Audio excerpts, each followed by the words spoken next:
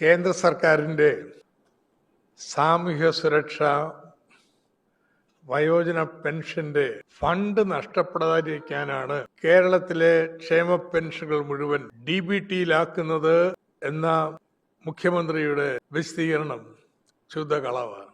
ഞാൻ മനഃപൂർവ്വം തന്നെ കളവെന്ന് പറഞ്ഞു. സർക്കാർ ഉത്തരവിൽ ഇത് എഴുതി വച്ചിരിക്കുക. കേരള സർക്കാർ ഇത് സംബന്ധിച്ചുള്ള കേന്ദ്ര സർക്കാരിന്റെ ഉത്തരവൊന്ന് നാട്ടുകാരെ കാണിക്കണം.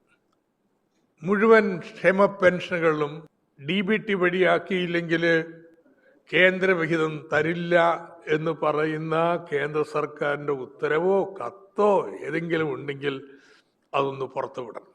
കേരളത്തില് 51 ലക്ഷത്തിൽ പരം സാമൂഹ്യ സുരക്ഷാ ക്ഷേമ പെൻഷനുകൾ വാങ്ങുന്നവരാ ഉള്ളത്. ഇതിനു പുറമെ ക്ഷേമനിധി ബോർഡുകളിൽ നിന്ന് പെൻഷൻ വാങ്ങുന്ന 9 ലക്ഷം പേരുണ്ട്. രണ്ടും കൂടി ചേർത്താൽ 61 ലക്ഷം പേര്. ഇതില് കേന്ദ്ര സഹായവും കൂടി അർഹതയുള്ളവര് വെറും 8 ലക്ഷമാണ്. അവർക്ക് വേണ്ടി കേന്ദ്രം തരുന്നത് നമ്മൾ 2000 രൂപ കൊടുക്കുമ്പോൾ 200 മുതൽ 300 രൂപ വരെയാണ്. 80 വയസ്സിന് മുകളിലുള്ളവരാണെങ്കിൽ 500 രൂപ വരും. ഇതാ സ്ഥിതി.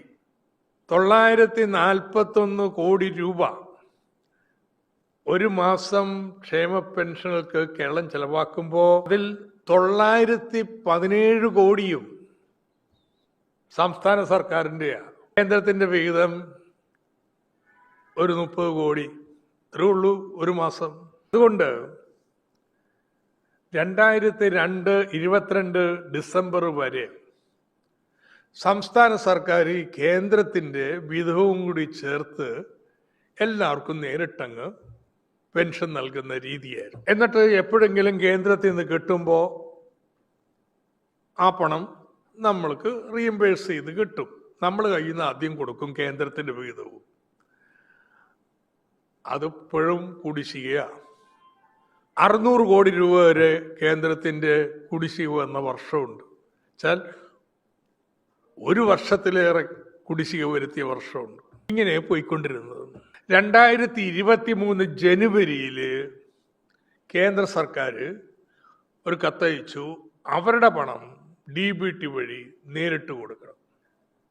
നിങ്ങളുടെ പണം അതോടൊപ്പം നൽകണമെങ്കിൽ നേരിട്ട് കേന്ദ്രത്തിന് നമ്മൾ പണം കൊടുക്കണം, എന്നിട്ട് ഒരു DBT കൊടുക്കും.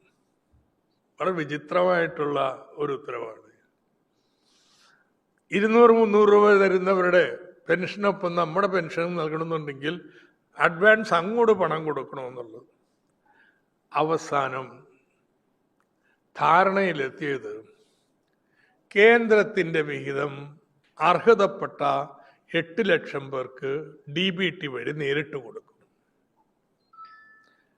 സംസ്ഥാന സർക്കാരിന്റെ ബാക്കിയുള്ള തുക എത്രയാണോ, 2000 രൂപയിൽ തികയാത്ത കുറവ് വരുന്ന തുക എത്രയാണോ അത് സംസ്ഥാന സർക്കാർ ഒന്നുകിൽ DBT വഴി കൊടുക്കും, അതല്ലെങ്കിൽ വീട്ടിൽ നേരിട്ട് കൊടുക്കും. അങ്ങനെയാണ് നടന്നുകൊണ്ടിരുന്നത്. 2023 മുതൽ ഒരു തർക്കം ഉണ്ടാക്കിയിട്ടില്ലെന്ന് കേന്ദ്രം സമ്മതിച്ച കാര്യമാണ്. കേന്ദ്രത്തിന്റെ പണം നേരിട്ട് നൽകണമെന്ന് DBT വഴി നൽകണമെന്നല്ലാതെ സംസ്ഥാനം നൽകുന്ന പണം മുഴുവനും DBT വഴി കേന്ദ്രത്തിന്റെ ചാലു വഴി കൊടുക്കണമെന്നൊന്നും ഒരു ആവശ്യം ഉണ്ടായിട്ടില്ല. എപ്പോഴാ കേന്ദ്ര സർക്കാർ ഇങ്ങനെ ആവശ്യപ്പെട്ടത്? ഉത്തരവിറക്കിയിരിക്കുകയല്ലേ എന്ന്. ധനമന്ത്രാലയത്തിന് വിശദീകരണം നൽകണം എന്നാ കേന്ദ്ര സർക്കാർ ഇങ്ങനെ അറിയിച്ച പുതിയ കാര്യം. ഇതാണ് ഞാൻ പറഞ്ഞത്, കള്ളമാണ്. ഇല്ലാത്ത കാര്യം പറഞ്ഞ് ഒരു ജനവിരുദ്ധ നയം നടപ്പാക്കിയാണ്. ഒരു നരറ്റീവ് ഉണ്ടാക്കാൻ ശ്രമിക്കണം. എന്താണെന്നറിയാമോ? ഗുണഭോക്താക്കളിൽ നിന്ന് പ്രതിഷേധമൊന്നുമില്ലല്ലോ. പ്രതിഷേധം മുഴുവൻ മാർക്സിസ്റ്റ് പാർട്ടിക്കാണല്ലോ. മാർക്സിസ്റ്റ് പാർട്ടിക്ക് നിശ്ചിത താല്പര്യമുണ്ട് ഇതിൽ നിന്നൊക്കെ പ്രാദേശികമായിട്ട് ഒന്നീ പണം എടുക്കുന്നുണ്ടാവണം, അതല്ലെങ്കിൽ രാഷ്ട്രീയ നേട്ടം ഉണ്ടാക്കണം എന്നൊക്കെ വെച്ചുള്ളൊരു നരറ്റീവാണ് ഉണ്ടാക്കാൻ ശ്രമിക്കുന്നത്. ആർക്കും എതിർപ്പില്ലല്ലോ മാർക്സിസ്റ്റ് പാർട്ടി ഒഴികെ എന്നുള്ളത്.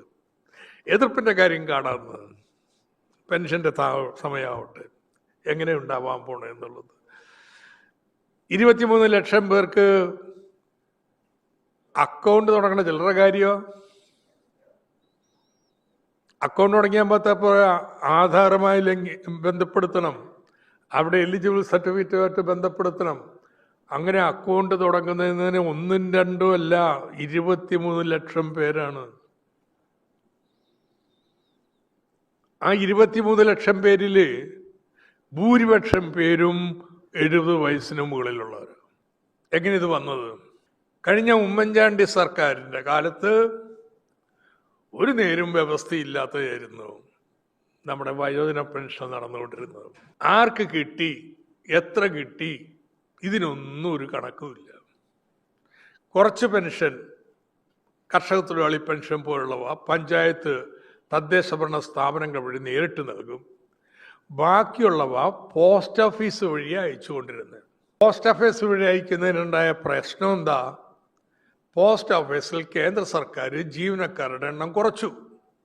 അപ്പോൾ പോസ്റ്റ് ഓഫീസിൽ ഒരാൾക്ക് ഒരു പഞ്ചായത്തിലെ എല്ലാവരുടെയും വീട്ടിൽ കൊണ്ടുപോയിട്ട് മണി ഓർഡർ കൊടുക്കാൻ പറ്റുമോ? അതുകൊണ്ട് ഇത് കുടിശ്ശികയായി, വിതരണം ചെയ്യാതെ കിടന്നു. അപ്പോൾ സംസ്ഥാന സർക്കാർ കുറച്ച് കഴിഞ്ഞപ്പോൾ പോസ്റ്റ് ഓഫീസിൽ കിടന്ന പണം തിരിച്ചെടുത്തു.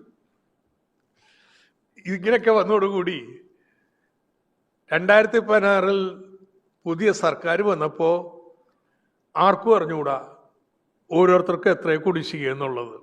അങ്ങനെ വന്നപ്പോഴാണ് ഉത്തരവിറക്കിയത്. എങ്ങനെയെന്നാണ് അറിയാമോ? ഓണത്തിന് ഇറക്കിയ ഉത്തരവ് ഒരാൾക്ക് നിശ്ചിത തുക 22,000 രൂപയിൽ അധികരിക്കാത്ത കുടിശ്ശിക മുഴുവൻ വീട്ടാൻ അങ്ങനെ ഉത്തരവിറക്കിയത്. ഇങ്ങനെ ഒരു പ്രതിസന്ധി വന്നതിന് ഇപ്പോൾ അന്ന് സർക്കാർ ഒരു കാര്യം ചെയ്തു. കുടുംബശ്രീ വഴി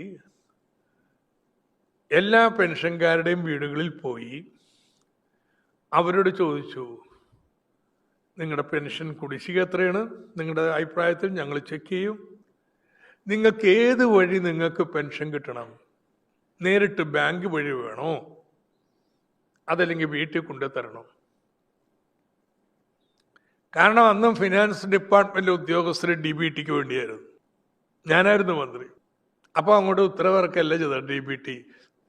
ഏത് നമ്മുടെ പോസ്റ്റ് ഓഫീസ് വഴി നൽകാൻ പറ്റൂല, അതുകൊണ്ട് DBT വഴിയാവട്ടെ. നോ, കേരളത്തിലെ ഓരോ പെൻഷൻകാരെയും ബന്ധപ്പെട്ട് നിങ്ങൾക്ക് DBT വഴി വേണോ, വീട്ടിൽ കൊണ്ടുതരണോ എന്ന് ചോദിച്ച് അവര് പറഞ്ഞതിന് അടിസ്ഥാനത്തിലാണ് ഓരോ പഞ്ചായത്തിലും വീട്ടിലെത്തിക്കേണ്ടവർക്ക് വേറൊരു സിസ്റ്റം, അതല്ല ബാങ്ക് വഴിയാണെങ്കിൽ അവർക്ക് വേറൊന്ന്.